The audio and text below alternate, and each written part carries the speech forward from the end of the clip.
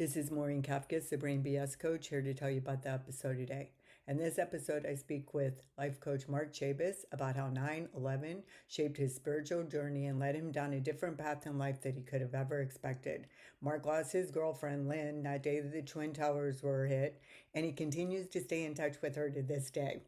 I know there's a lot that he's going to tell you that you're going to question. It's going to give you goosebumps and you're going to be inspired by him. So sit back, settle in. Episode number 159 of the Brain BS podcast, Remembering Your Spirit with Mark Chabus. Do you want more out of your life but not exactly sure what that might be? Are you longing for something but can't quite put your finger on what it is? That is the universe speaking to you, and it is time to listen up. I'm your host, Maureen Kafkas, the Brain BS coach. I created the Brain BS podcast to help people define what success means to them and show them how to get it. I help you to let go of fear and doubt and prepare your nervous system for success. I show you how to understand your own energy and to trust yourself to make all the decisions. If you are ready to go inward and stop looking outside yourself for all the answers, this is the podcast for you. Now let's get started.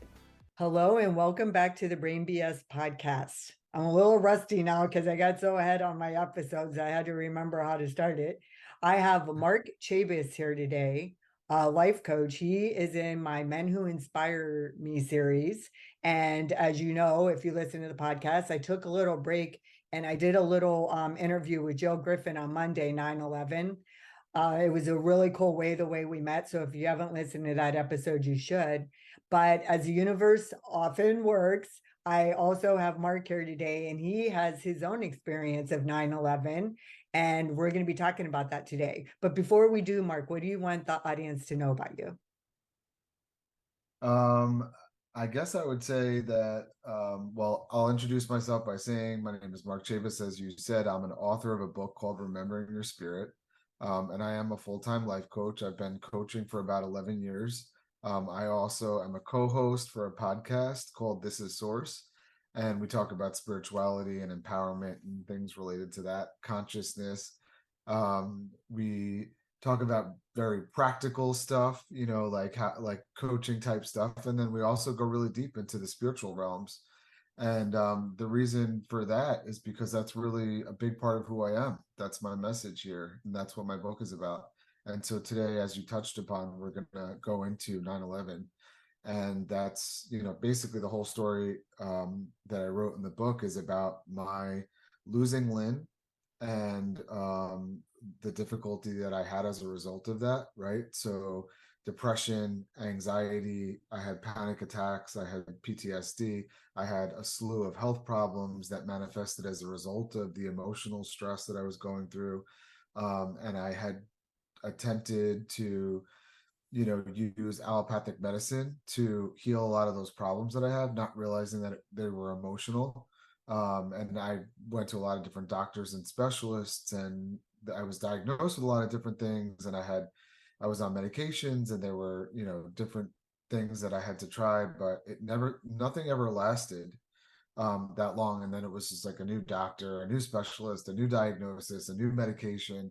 And what I learned was that there was the emotional tie into it. And so there's so much we can talk about, so I'll stop for now. But yeah, that's basically where I am right now, just doing the podcast, doing the coaching, and still talking about the book and spreading my message. Yeah. So yeah, well, you experienced a lot, and I'm always telling people that the solution is to go inward. For a lot of things that we think we have to initially go outward for. Right. So I think that we should probably just get to there. I just want to say too that I love men, but a lot of them don't go inward. So that specifically is why I wanted you to come on the podcast to inspire other people to do that, men and women both. I Right. and when people learn what your life is like now, after you've done all the work and everything that you've been through, I think it's going to really inspire a lot of people to do that. So do you want to take us back to 9/11?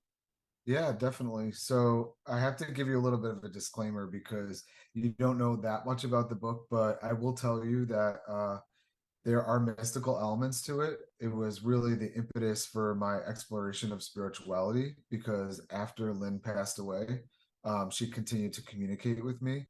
I will tell you that before she passed, I had a slight interest in that subject, but I can't say that I was any kind of an expert. I grew up in a very religious household. And so it was kind of like hands off. We don't talk about that stuff. If you don't, like get it from the priest or from the church, then it's probably really bad, or we're not touching it with a 10-foot pole. So I didn't really have a level of awareness with that, but there was tons of curiosity, right? And actually what you just said ties in perfectly, because what I didn't know at the time, which I came to learn probably like 2 decades later, was that I was born a sensitive, right? Meaning that I always had access to different, like deeper levels of consciousness, a broader level of awareness.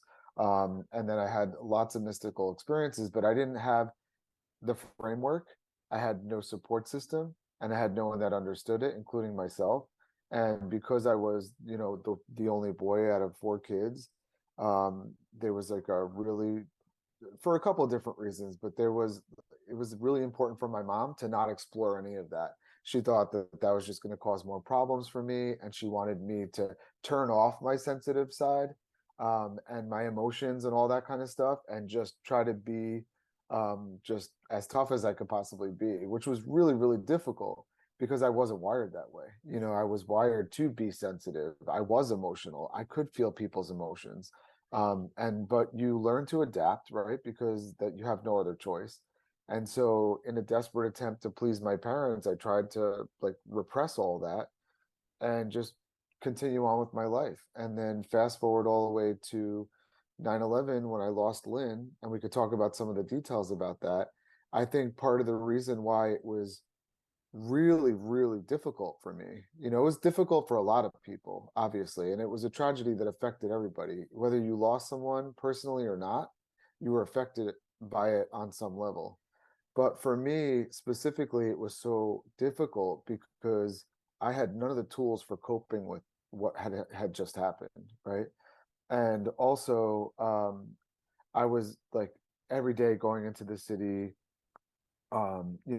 just trying to find her basically, and then when we gave up trying to find her, just going from, um, what is the word I'm looking for? It's like a ceremony. They didn't have funerals, but there were a lot of Memorials. memorials. Thank you. That's the word. Yeah. My God. So there were tons and tons of memorials that I was going to all the time, right? So it was overwhelming, like extremely overwhelming for me every day. For the average person that wasn't sensitive to that, it would have been overwhelming. For me personally, it was not good at all. Like I could feel not only what I was experiencing, but I could feel what everyone in the room was experiencing, and then broader than that, right? So that made it a lot harder for me. But what I realize now that I didn't know at the time is that it was all part of my plan here, like all of it. And I can go into some of those details too if you want to talk about that. Well, I am the part I'm curious about is like what it must have been like for you. Like, where were you when Mhm. it happened? And like, when did you make because I would imagine like there's a certain amount of shock and when you made the connection that she was actually in one of those buildings. Right.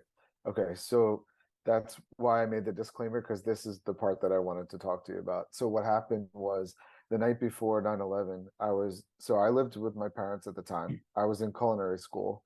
I had already graduated from college, got a degree in psychology, and that's where I met Lynn. And she was working for Cantor Fitzgerald, right? So she was doing the finance thing, and I was going to do the cooking thing, and I was going to graduate and open a restaurant. We were going to start a family. And so the night before, I was laying up. I was kind of a night owl, so I couldn't sleep, and I turned on Larry King Live. So Larry King used to have his show would repeat. It was 8 o'clock, then it was midnight, then 3 o'clock in the morning. So I'm catching the one that's like at 3 o'clock in the morning, right? And he has a guest on, John Edward, the psychic medium. I don't know if you ever heard of him or not. Did you ever see that show? No. Okay. So he's a psychic, like a television psychic medium, right? And so he is connecting with a woman who calls up, and she wants to get some kind of communication with her husband So John Edwards says to her, "Oh, you were walking through a park. You had just lost your husband. You didn't tell the kids that he had passed yet, and there was a feather that came down, and it was kind of dancing back and forth, and then it fell to the ground." And she's like bawling, like she's hysterical, crying, and so it's obvious that he's accurate in the evidence that he's bringing forth. And I'm like getting all emotional, like I'm not even understanding why I'm so emotional. I'm just like sobbing and like thinking to myself, if I ever lost anyone, I would hope that they would come and give me a sign like that, like a very obvious sign that there's life beyond the physical in some way. And I'm thinking, like, who can I connect to? Can I talk to my grandmother? No, she's not going to be down with this conversation. And I'm just kind of like racking my brain. And eventually I fell asleep. And then the next morning, that was 9:10. And then the next morning, 9:11, I was living at my parents' house in the basement at the time. And my mom came flying down the stairs and she's like, Mark, Lynn's building. And I'm like, I was like all groggy and I'm like, what are you talking about? Oh yeah, there's a plane hit Lynn's building and she's turning on the television and I'm like trying to half tune into, when you're woken up out of a dead sleep, Mhm. you're like trying to make sense out of what's going on. And but I wasn't worried, I wasn't concerned, I was optimistic. I was thinking she probably didn't even get to work yet. I'm sure she's fine. And I pick up the phone and I'm calling her and she's not picking up. And then my mom, oh, and then a little while later, I had gone upstairs, turned on the TV upstairs, and that was when the second tower got hit, right? Now I'm starting to get a little panicky. Like now I'm like, wait a second, this is good. This is not good. It feels like the world is coming to an end. She's not answering her phone. Now I'm starting to get worried and I'm pacing back and forth in the living room. And I have this feeling like someone's standing behind me. And the best way I could explain it is like when you're in a room or at a party or something, you feel like someone's staring at you and you look over and they are, like you get that feeling. And I had that feeling. And I turn around and in my parents' house, like right beyond the television were these sliding glass doors. And I looked at the sliding glass doors and there was a white feather and it was like dancing back and forth and it fell to the ground. No So way. Oh yeah. my God, I have total goosebumps. That's so crazy. So I went over to the glass door and I opened it and the feather fell to the ground and I picked up the feather and that was really the moment that I knew that she was gone because there was just no way that something like that could happen. But I will say that at the same time I didn't want to believe it. I still wanted to believe that maybe I was wrong and this is just some freaky coincidence. So I threw it in a bottle, a jar, whatever.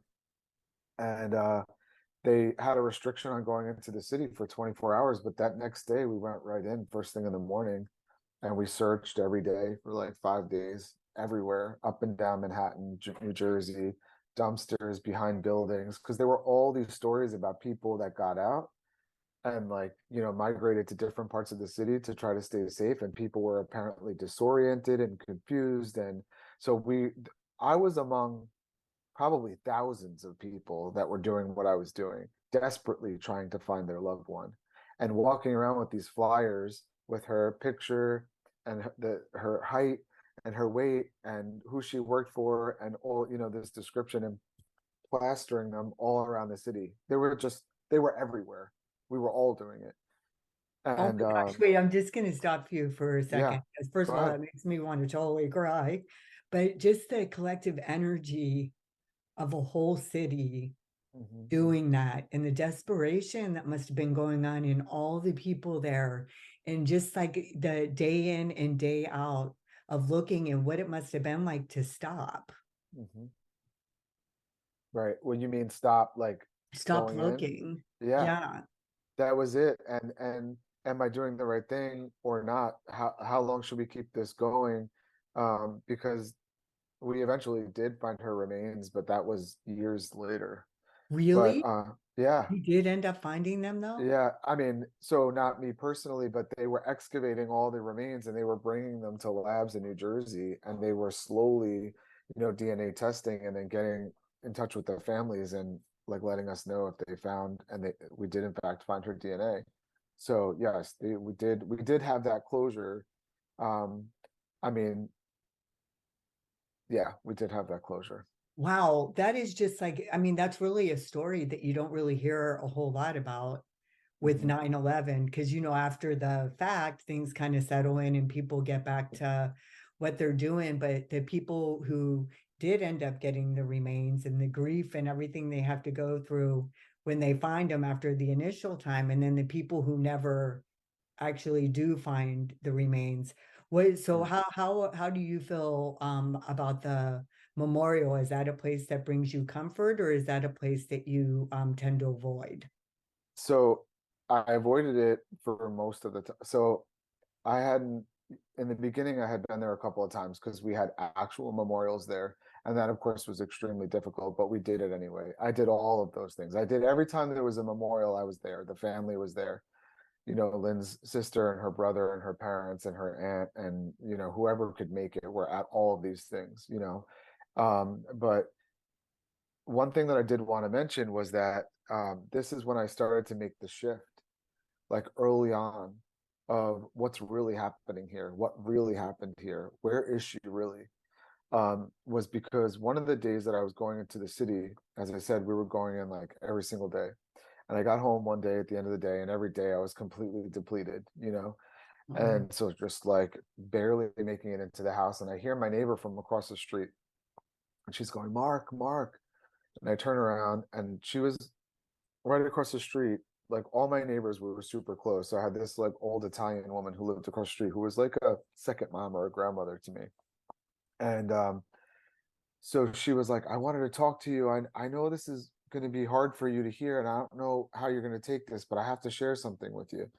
So I was like, what's going on? And she said, when you were in the city today, there was a dove, a white dove, and it was on your truck, and it was on the hood of the car, and it was on the roof of the car, and it was walking all around your car. And I was, to be quite honest with you, I was like thinking, this sounds like a nice story, but she probably just imagined it. Like, that kind of stuff doesn't happen. I've never seen a white dove around here. Pigeon, seagulls, maybe, not a white dove. And she was like, well, I had a feeling that you were gonna not believe me. So I ran inside and I got my camera and I took some pictures. And she had like one of those old school, like cardboard cameras, like this was before everybody had a camera on their Mhm. phone. And she took a bunch of pictures and she went up to the pharmacy and she printed the pictures out. So she handed me a stack of pictures and they included a white dove that was all around my car. And she's like, and the thing is, Mark, you it wasn't just your truck. It was Lisa's truck too. And I'm like, who's Lisa? I had no idea who Lisa is. So it turns out that her next door neighbor to the right, there was a family called the Condoleo family. And I knew them growing up, of course, but they had like a tenant that lived up on the second floor. It was a two-family house, and I never met them. I had seen them a couple times leave the apartment and go into their cars, but I never even like spoke to them at all. And she was like, yeah, Lisa, who lives next door. Well, it turns out that Lisa was married to a man who worked for Cantor Fitzgerald. He was also in the same office that Lynn perished in, and we had no idea that they worked together or that he even worked for Cantor Fitzgerald. So there was a white dove on my truck, and there was a white dove on Lisa's truck, and it was the same day, and they were two different doves. And so it was just another Oh. undeniable, earth-shattering, like experience that not just I was experiencing, but other people, other witnesses. We had the proof, the pictures in the book. Um, and this was just another, like, it was just more evidence that she's still around in some capacity. Like maybe her body isn't here anymore, but she's still somehow communicating with me. And so that was one of like a bunch of different things that happened. But that's as I was going through all this like horrendous, traumatic stuff every single day between traveling in and out of the city and going to memorials and making phone calls and going to the armory, waiting online for 2 hours to sit in front of someone that's holding a list that you just give the name to and they go through the list and tell you if they found her body or not. I mean, this was my life. This is what I was going through every single day.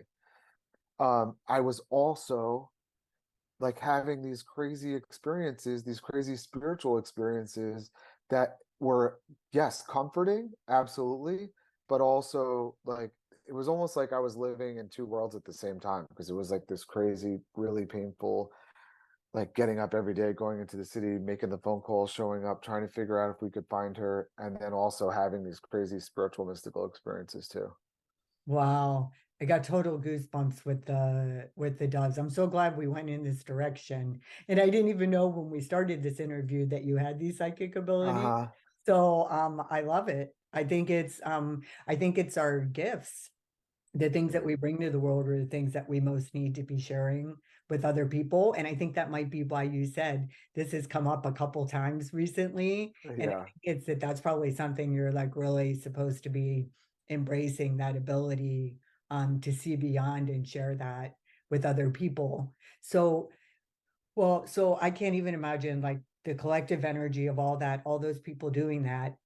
And on top of that, like you were kind of not being your authentic self before then because you were conditioned to be like strong and not be sensitive and not be the way you were. So Mhm. like that event was catastrophic enough, but then it triggers all your subconscious and unconscious programming that you've had in your body your whole life. And then you Exactly.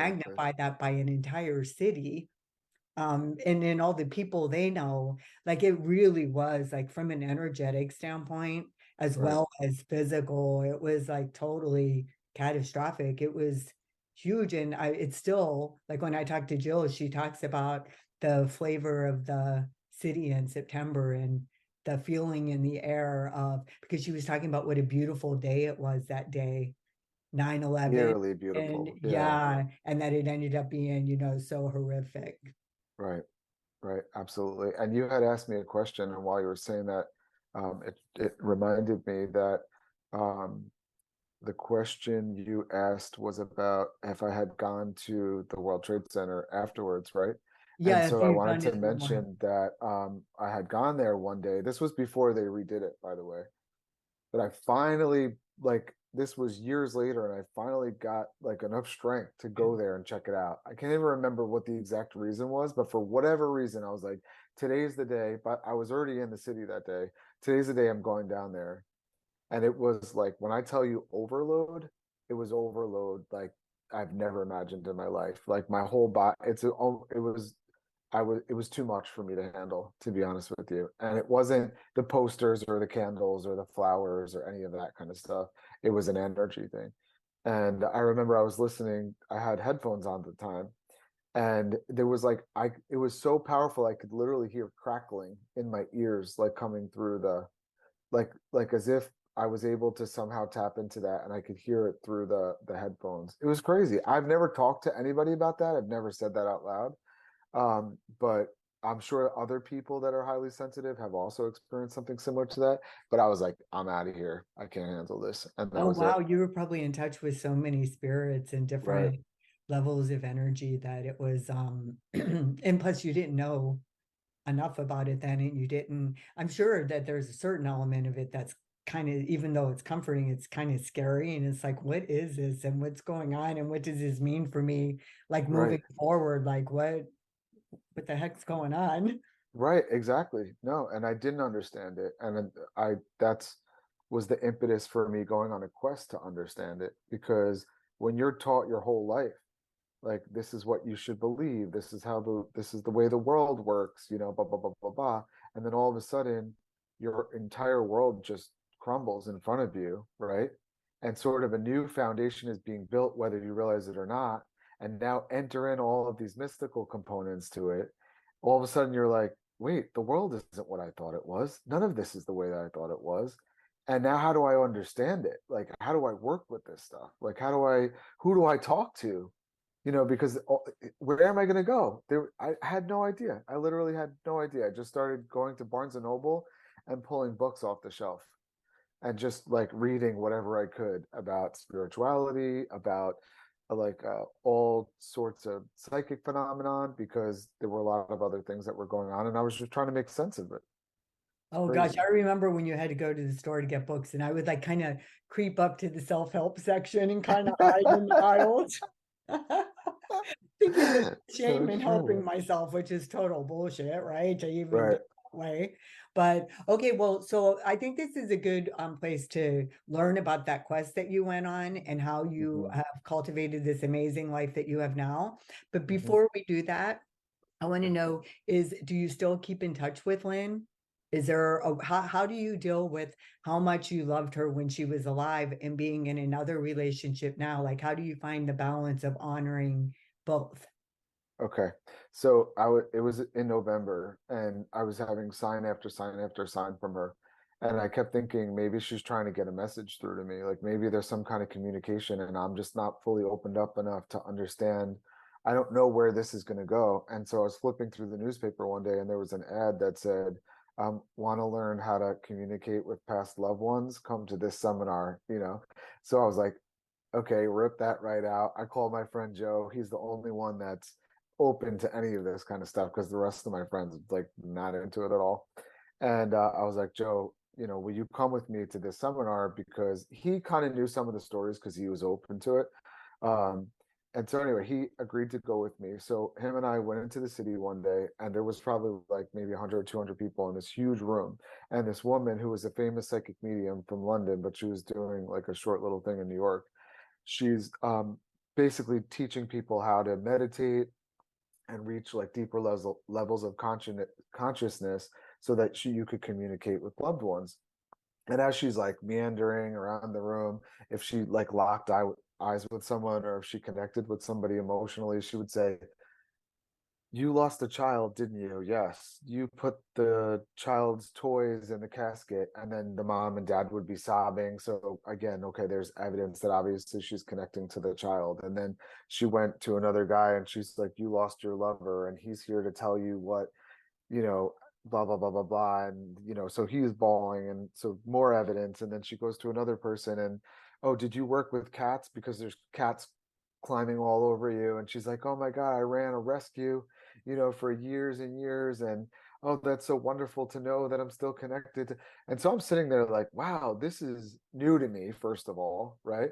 But really, really, really interesting. And so we left for a break. I came back and she said, does anybody have any questions? And I had recently read in one of the books that when we pass on, that we don't just stop doing work, we don't stop existing, like we still continue to learn and we have jobs and we're still accomplishing things. And I had also read that when you think about a past loved one, that it's like calling them, right? So every time like you spend time thinking about them, that they'll come to you. So I had this question in my head that I was kind of wrestling with which was, if I'm thinking about Lynn all the time, which I was, am I thwarting her like ability to serve in whatever way that she's serving since she's since she's crossed over? And so I raise my hand. I'm all the way in the back, and she like looks over, locks eyes with me, and she's like, "Who did you lose?" And I said, "I lost someone." And she's like, "I know. She's standing right behind you." And she's like, "Somebody get me a microphone." So somebody that worked there grabbed a microphone, brought it to her, and she said to the audience, I know that everybody here is here because they want to learn how to communicate, you know, and I shared some things and there's more to teach, but there's a girl that's standing behind him and she has a message she's been trying to get to him and she needs me to communicate that message to him. And so like, is everybody okay with that? And of course everybody was okay with that. And she went on to have a full-blown communication with me and Lynn, and she was the she was the medium. And she basically said, I've been trying to tell you what my last moments on earth were like. I know that you've been really scared and wondering if I was suffering towards the end of my life. Now, mind you, she didn't know me from Adam. She had no idea who I was. She had no idea who Lynn was. And she continues to say that there's a girl here and she crossed in the World Trade Center and she wants to tell you what her you know so I have this all in the book, literally line by line. And the reason why I have that is because I brought a tape recorder that day so that I could record what the woman was teaching, but I never turned it on because I just didn't even think about it. The woman that was sitting behind me saw my tape recorder popped out of my bag. She took it out and pressed record when the medium came over to me, so I had the entire thing from beginning to end on tape. So when you read it in the actual book, you can see line by line, like exactly what she said and exactly how I responded. But just in a nutshell, she basically said, you wanted to know, Mark, did I suffer? And the answer was no, I didn't suffer. She said, I want you to know that towards the end, there was a loud like boom. and we were told over the loudspeaker that everything's fine, like just go about your business, blah blah blah, which by the way is true. I was corroborated that with other people who were survivors that were able to get out of the building. But they heard another boom, and then she was like, we started to get a little nervous because it felt like, wait, this is not supposed to be happening, right? And she said, before you know it, the ground was starting to give out a little bit. Smoke was pouring into the room. And she said, I was coughing a little bit. But before you know it, every direction that I looked in, I could see angels everywhere, like as far as the eye could see. And they helped us transition from where we were to the next realm. And she said it was not only was it not painful, she said it was the most beautiful experience of my life. And I did not suffer at all. The suffering and the pain was left for you.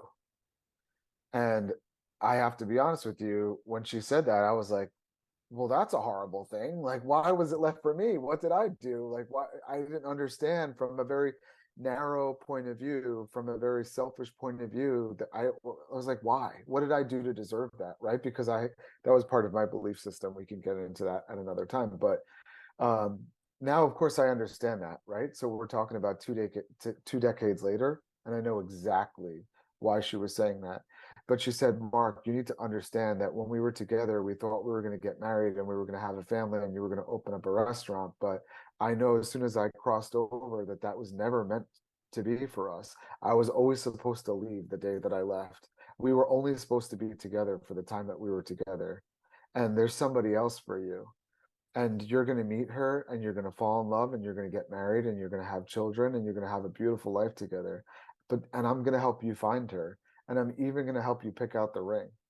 And so, and it went on, and there were a lot of other details, but I didn't really want to hear that at the time because I was still, of course, very much in love with her. I was in a lot of pain. I didn't want to think about anyone else. I wanted her back. That's all I thought about. And so, but of course, my healing journey, my path to self-discovery, just diving into the deep depths of spirituality and consciousness, I did reach a point, about 7 or 8 years later, where I was a brand new version of myself, that I was happier, that I was healthier, and I was really enjoying my life a lot, probably more so than I had ever in my life. And I reached that point where I was like, you know what? I want to share my life with somebody. Like, it's time for me to I'm ready for that.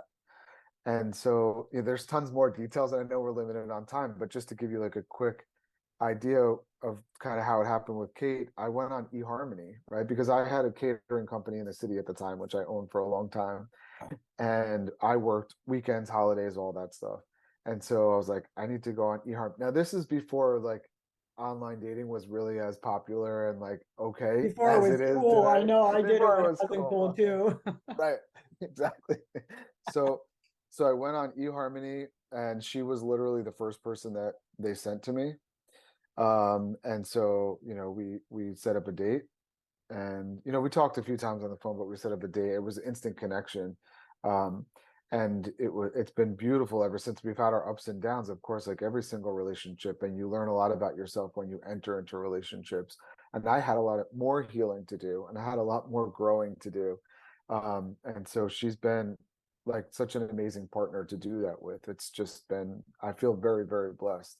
But there was like, she did have her hand in finding the ring, and she did visit me many more times after that, and she's still very much a part of our life today.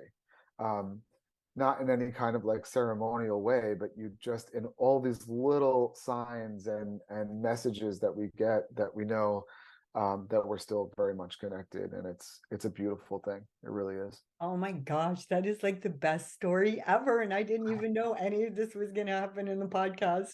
I love it. You know what one of my favorite things that you said is? Because I think people, when they lose someone, like it's so hard for them to really fully grieve and to come to a place where they can actually love their life more than they did before they lost that person. But that's a testament to the work, isn't it? Going Absolutely. inward, like if you don't do the spiritual or the spirit practical, as I like to call it, Hmm. um, it's really hard to get into a frame of mind where you can even imagine that that's a possibility, but that's Right. accessible to all of us. And you kind of brought her along into your new relationship, which I absolutely love that too. It's almost like she Hmm. was your guardian angel in real Hmm. life and just your Hmm. girlfriend. Right. In No, her. absolutely. And like when I travel back in time and think about, when we met, like I can actually remember when we met and we had our ups and downs. I was like a very selfish young 20 something year old in college and didn't know anything about like how to take care of myself or other people, and so we went through all that together and we broke up for a little while. And the beginning was me like that had this weird little like curiosity about spirituality, like maybe there's something more so than I've been taught, and I read a book called Conversations with God. I'm sure you're probably familiar with it. Mhm. And it started to like I didn't know if I really bought into everything they were saying in the book, but I'll tell you what it did do. It kind of it started raising questions within me like, wait a second. I only know what I know because what I was told, and I questioned it my whole life, and then I was told like you don't have the authority to question it, just accept it. And now it's like here's this guy saying he had a conversation with God and he's saying it's like this. Well, who's to say really, but it started to make me feel better about a lot of things, and that was really what was the reason why I reached out to Lynn to rekindle our relationship in the first place, because I thought maybe I was just a jerk at the time and now I'm starting to see the bigger picture of things. And so she was like the first person that I thought of, like she was a really good person. Like maybe I wasn't ready for her, but I'm like growing and evolving and looking at things from a different perspective. And so maybe I need to reach out to her. And I did. And she immediately was like, I was waiting for this phone call and I want to come down and visit you. And that was it. Like we just took off after that. And so, and obviously there's no doubt in my mind that it was all predestined, that we were meant to be together, that for the time that we were meant to, that she was going to go the way that she went, and that I was going to suffer tremendously, but it was also going to like start me on a path that I needed to be on so I could make this self-discovery about myself, because that would help me in the work that I was destined to eventually do in this world, which is the work that I do today, which, it we call it life coaching, right? There's a lot of different things you can call it, and you could sometimes call it healer, you could call it guide, there's so many terms for it, but it's basically, in a nutshell, it's I suffered greatly in my life, a lot, like I really suffered a lot, mentally, physically, spiritually, and I found a way out of that. And it's impossible for me to care about anything else as much as that. Every time I see somebody suffering in the world, something makes me want to talk to them. Something makes me want to share my story, offer a book title, a conversation, anything. So yes, in the modern world that we live in, like we have to put a title on our business call and on our business card, and I call it life coach. But it's really, you're a human, I'm a human. I suffered tremendously, and there is a way out of it. And I would just want to share my story with you because you might be able to heal a little bit from that. And that's all I really give a shit about. That's I really know, all I care right? about. Yeah. I read it in a book. It might have been Terrence Real Us, I'm not sure, but it's about in the relationship that the commitment is not to the other person, the commitment is to love. Right. And I just love that Yeah. because it's like it takes it to a different level and it keeps things in perspective. And you kind of really had a first row seat to what that's like when you were dealing with losing her and dealing with the spiritual world and the world here. And I just think it's well, it's so the episode totally went in a different direction. And I feel like we only have limited time. So you'll probably have to come back to talk about your life now and how amazing it is. And we'll give equal airtime to your wife. Um, uh, but I love that Lynn was a part of helping you to find her and that you mhm. have this gift and you're talking about it openly. And I'm guessing, I mean, with something so huge, there has to be layers upon layers of healing related to all that. And Yeah. different things come up when you start talking about it and reliving it and sharing that experience with other people. But the fact Right. that you love your life as much as you do now is amazing. And you offer coaching. So do you do one-on-one coaching or? Yes. Okay, so Yeah, I one-on-one do. coaching. Mhm. And then Mhm. where can people reach you? We'll put all this stuff in the show notes, but tell Yeah. them about your podcast again and the name of it. And Okay. Yeah. So the podcast is called This Is Source. And you can find that on all the major platforms, or you could just go to thisissource.com. My website is Mark Chabus, first name, last name.com. Mark Chabus. My book is called Remembering Your Spirit, and you can find that on Amazon or Barnes and Noble. And I'm all over social media too, first name, last name, Mark Chabus, like Facebook, Instagram, all that fun stuff. so your coaching that you're doing, who are you working with? So ever since I started, it's been um, so all of my clients since the beginning have been word of mouth, just working with one person, having a certain level of success, them telling people, and then getting other people from that. It's all one-on-one. We did a few programs that I co-coached with somebody else, which those were phenomenal. But just since then, I just do one-on-one, and it's been really, really amazing. And like the most important aspect I think about the work that I've been doing recently has I'm an experimenter, right? So I'm the type of person that I try a million different things, and then I pay attention to what works. I throw out what doesn't work, and then I keep what does work, and then I offer that to other people. And then, and the same thing goes like, this is what works for me. I want to share this with you. Let's see if it works with you. And the most recent modalities that I've been working with in my coaching practice has been the most impactful since I started 11 years ago. And it really ties down to, which I didn't know this even when I went through my coaching training, which I told you I did with Tony Robbins. Um, but all of what we experience, all the obstacles that we experience as adults. Why am I not here? Why can't I get along with this person? Why haven't I achieved what I thought I was going to achieve? It's all tied to our belief systems and our experiences and our traumas from the past. And so level one, and we could have probably a whole other show about this, you and I, because I know this is your wheelhouse too. Level one is the awareness, the self-awareness that, oh, that's why I behave the way that I do.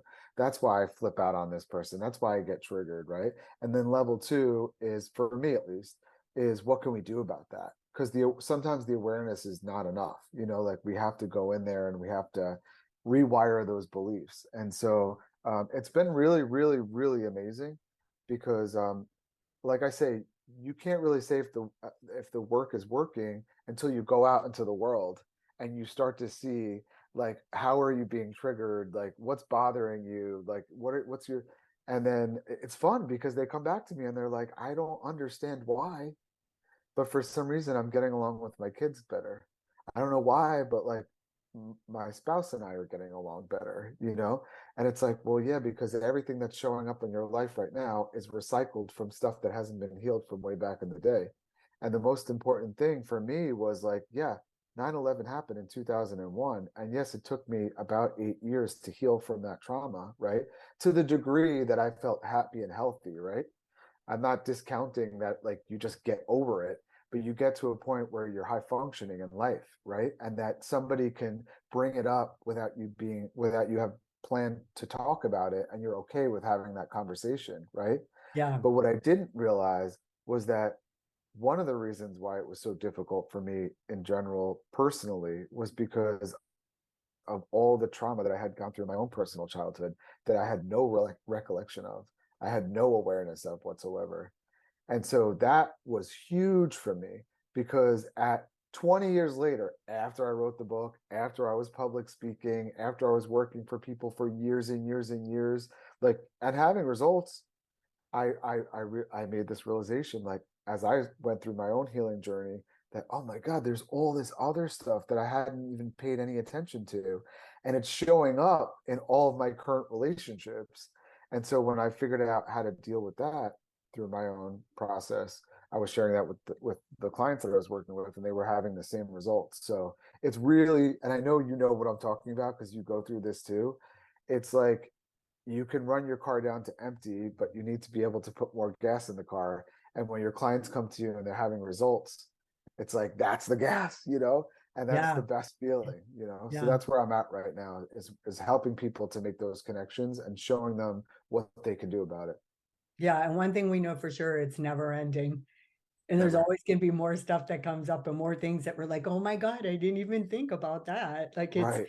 but it's a good kind of ongoing work when you really do the work and you really accept it and you Right. accept all the parts of yourself. There's no urgency to fix yourself anymore. There's no fixing yourself anymore. There's accepting your imperfections and Yeah. not making them a problem and just accepting, what it's like to be a human. And then the more Right. people you get to have a ripple effect on in a positive way, the Mhm. more rewarding all of it Right. is.